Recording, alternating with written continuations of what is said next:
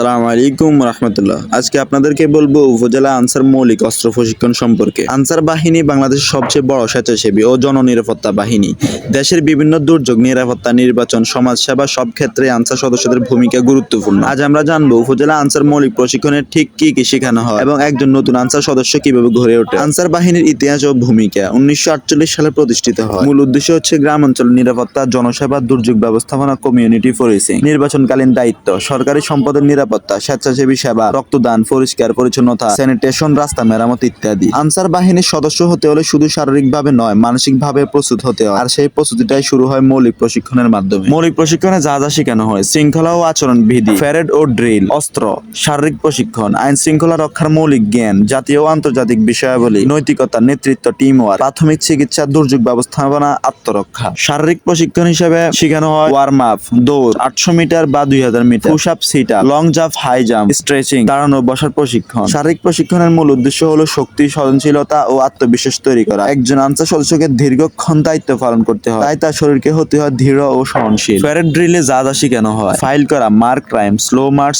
Quick March, সালাম প্রদান, turning, stand at is attention, contingent group movement. Drill শেখানোর মাধ্যমে তৈরি হয় শৃঙ্খলা, সময় মতো কাজ করার অভ্যাস এবং কমান্ড মানার দক্ষতা। অস্ত্র পরিচালনার সময় শেখানো হয় অস্ত্র পরিচিতি, রাইফেল, শটগান, সেফটি রুলস, গান ক্লিনিং, লোড আনলোড, নিশানা, dry fire practice.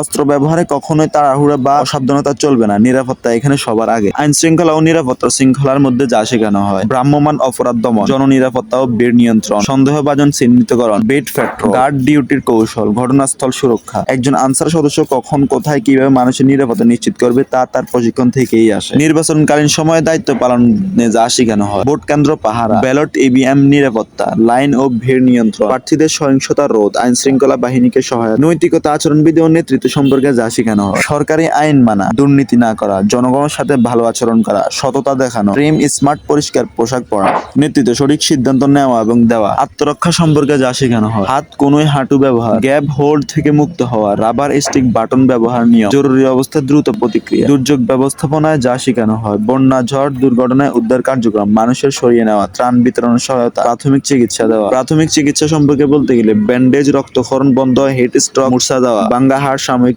Support, CPR এর পরিচিতি। গ্রাম ও সমাজ উন্নয়ন কার্যক্রমে বলা হয়: রাস্তা পরিষ্কার, মাদক বিরোধী সচেতনতা, গাছ লাগানো, বাজার ও মসজিদ মন্দির নিরাপত্তা, স্কুল কলেজের জনসচেতনতা কার্যক্রম। মৌলিক প্রশিক্ষণ শেষে একজন আনসার সদস্য আর শুধু সাধারণ মানুষ থাকে না, সে হয়ে ওঠে শৃঙ্খলাবদ্ধ, দায়িত্বশীল, মানবিক একজন সেবক। দেশ রক্ষার অঙ্গীকার নিয়ে নিজের জায়গা থেকে কাজ করা যায়, দেশ রক্ষার অঙ্গীকার নিয়ে দেশের জায়গা থেকে কাজ করে যায়। এই পুরো প্রশিক্ষণের লক্ষ্য একটাই: মানুষের পাশে থাকা, দেশের নিরাপত্তা নিশ্চিত করা। এতক্ষণ সাথে থাকার জন্য অসংখ্য ধন্যবাদ। আল্লাহ হাফেজ। আসসালামু আলাইকুম রহমতুল্লাহ।